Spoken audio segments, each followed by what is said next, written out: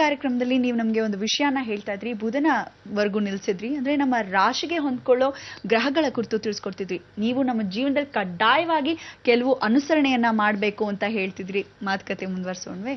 ಖಂಡಿತ. ವೃಷಭ ರಾಶಿಯವರು, ತುಲಾ ರಾಶಿಯವರು, ಯಾರೋ ವೃಷಭ ರಾಶಿ ಮತ್ತು ತುಲಾ ರಾಶಿಯವರು, ನೀವು ಔದುಂಬ್ರ ವೃಕ್ಷ ಅಂದ್ರೆ ಹತ್ತಿ ಮರ. ಹತ್ತಿ ಅಲ್ಲ, ಹತ್ತಿ ಮರ. ಹತ್ತಿ ಅಂದ್ರೆ ದಿಂಬು ಹಾಕೊಂಡು ಮಲ್ಕೊಂತೀವಲ್ಲ, ಅದು ಹತ್ತಿ. ಹತ್ತಿ ಅಂದ್ರೆ ಹತ್ತಿ ಕಾಯಿ ಹಣ್ಣು ಇರುತ್ತೆ ನೋಡಿ, ಒಳಗಡೆ ಹುಳಗಳಿರುತ್ತೆ, ಬೆಳಗ್ಗೆ ಎಷ್ಟು ಚೆನ್ನಾಗಿರುತ್ತೆ, ಗೊತ್ತಿಲ್ಲದೆ ನುಂಗ್ಬಿಡ್ತೀವಿ. ಅದನ್ನೆಲ್ಲ ಕ್ಲೀನಾಗಿ ತೆಗೆದುಬಿಟ್ಟು ತಿಂದ್ರೆ ಏನು ಚೆನ್ನಾಗಿರುತ್ತೆ. ಅದು ಬೆಳಗಿನ ಜಾವದಲ್ಲಿ ಗುರು ಅನುಗ್ರಹವನ್ನು ಹೊಂದ್ಕೊಳ್ಳೋ ದತ್ತಾತ್ರೇಯ ಸ್ವರೂಪನೇ ಔದುಂಬ್ರ. ಸಾಯಂಕಾಲ ಆಗ್ತಾ ಆಗ್ತಾ ಆಗ್ತಾ ಅದೇ ಮರದಲ್ಲಿ ಸಾಕ್ಷಾತ್ ಲಕ್ಷ್ಮಿ ಕೂತ್ಕೊಳ್ಳೋದು. ಅದಕ್ಕೆ ದತ್ತಲಕ್ಷ್ಮಿ ಅಂತ ಕರಿತೀವಿ ಔದುಂಬ್ರ ವೃಕ್ಷನ. ಯಾರು ಈ ಔದುಂಬ್ರ ವೃಕ್ಷವನ್ನ ಶುಕ್ರದಲ್ಲಿ ಹುಟ್ಟಿದಾರೋ, ಶುಕ್ರ ಗ್ರಹದಲ್ಲಿ ಅಂದ್ರೆ ಯಾರು, ವೃಷಭ ರಾಶಿ ಮತ್ತೆ ತುಲಾ ರಾಶಿ, ಇವರಿಬ್ಬರು ಮಾತ್ರ ಯಾವ ಕಾಲಕ್ಕೂ ಇದೇ ಹಣೆ ಬರ. ಅದರಲ್ಲಿ ಯಾವ ನಕ್ಷತ್ರ ಬಂದ್ರೂ ಆ ನಕ್ಷತ್ರದವ್ರಿಗಿಂತ ಆ ರಾಶಿಯವರು ಪೂರ್ತಿಯಾಗಿ, ಯಾಕಂದ್ರೆ ಹುಟ್ಟು ನಿಮ್ಗೆ ಗೊತ್ತೇ ಇಲ್ಲ ನಕ್ಷತ್ರ ಎಷ್ಟು ಜನಕ್ಕೆ, ಅಟ್ಲೀಸ್ಟ್ ಶುಕ್ರವಾರ ಹುಟ್ಟಿದೀವಪ್ಪ ಅಂತ ಅನ್ಸತ್ತಲ್ಲ, ಅಂಥವ್ರಾದ್ರೂ ಇದು ಪ್ರಯತ್ನ ಪಟ್ಟು ಖಂಡಿತ ಮಾಡ್ಕೊಳ್ಳಿ. ಅದಾದ್ಮೇಲೆ ನೀವೇನ್ ಮಾಡಬೇಕು, ನೀವು ಪ್ರಾರ್ಥನೆ ಏನು ಅಂದ್ರೆ ಕನ್ಯಾ ಪೂಜೆಗಳನ್ನ ಮಾಡ್ಕೊಳ್ಳೇಬೇಕು. ಯಾವ ಕಾಲಕ್ಕೂ ಕನ್ಯಾ ಪೂಜೆ, ಶುಕ್ರಾದಿತ್ಯ ಸಂಧಿ ಹೋಮವನ್ನು ಮಾಡ್ಕೊಳ್ಳೇಬೇಕು ತಂದೆ ಜೊತೆಗೆ, ಹೆಣ್ಣು ಮಕ್ಕಳಾಗಿ ಹುಟ್ಟಿದ ಮೇಲೆ. ಅದಾದ ನೀವು ಮಾಡಬೇಕಾದ್ದು ಸಣ್ಣ ಹೆಣ್ಣು ಮಕ್ಕಳ ಪೂಜೆ, ಅಂದರೆ ಕನ್ಯಾ ಪೂಜೆ. 5 ವರ್ಷಕ್ಕಿಂತ ಚಿಕ್ಕ ಮಕ್ಕಳಿಗೆ ಹಣ್ಣುಗಳನ್ನು 5 ಥರದ ಹಣ್ಣು ಕೊಟ್ಟು ಕಾಲು ತೊಳೋದು, ನಮಸ್ಕಾರ ಮಾಡಿ ಅಲ್ಲಿಂದ ಅರಿಶಿನ ಕುಂಕುಮ ಇಟ್ಟು ಪ್ರಾರ್ಥನೆ ಮಾಡ್ಕೊಳ್ಳೋದು. ಇದು ಬಹಳ ವಿಶೇಷವಾಗಿರ್ತಕ್ಕಂಥದ್ದು. ಇದನ್ನು ನೋಡಿಕೊಂಡ್ರೆ ಖಂಡಿತ ನಿಮಗೆ ಅನುಕೂಲ ಆಗತಕ್ಕಂಥದ್ದು. ತದನಂತರ ರಾಹುಗ್ರಹ. ಈ ರಾಹುಗ್ರಹಕ್ಕೆ ನಾವು ನೋಡ್ತಕ್ಕಂಥ ವಿಚಾರಕ್ಕೇನು ಅಂದರೆ, ಕೇತು ರಾಹುಗೆ ಇಬ್ಬರಿಗೂ ನಾವು ನಮಸ್ಕಾರ ಮಾಡ್ಕೊಳ್ಳೋಕ್ಕೆ ಮೊದಲು ಶನೈಶ್ಚರನ ಸ್ಮರಣೆ ಮಾಡ್ಕೋಬೇಕು. ಈ ಶನೈಶ್ಚರ ಅಂದರೆ ಯಾರು, ಕುಂಭರಾಶಿ ಮತ್ತು ಮಕರ ರಾಶಿ.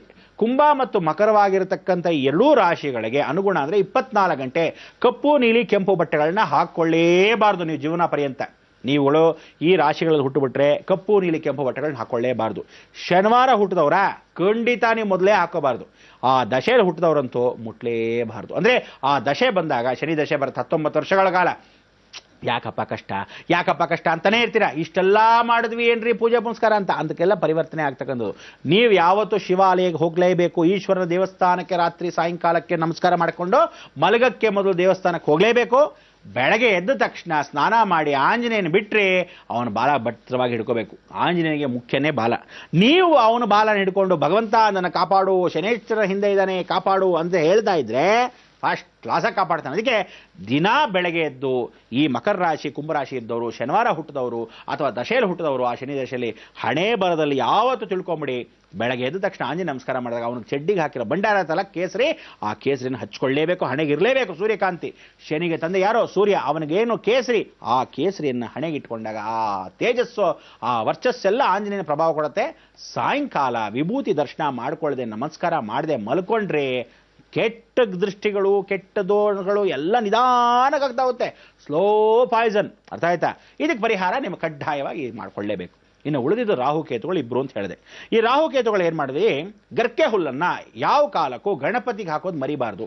ಪ್ರತಿದಿನ 21 ಗರ್ಕೆ ಹುಲ್ಲನ್ನ ಹಾಕಲೇಬೇಕು. ಗಣಪತಿಗೆ ನಮಸ್ಕಾರ ಮಾಡಿ ಬಸ್ಗೆ ಹೊಡಿಲೇಬೇಕು. ಅದಾದಮೇಲೆ 21 ನಮಸ್ಕಾರ ಸ್ವರೂಪವಾಗಿ ಸಾಷ್ಟಾಂಗ ಹಾಕಲೇಬೇಕು.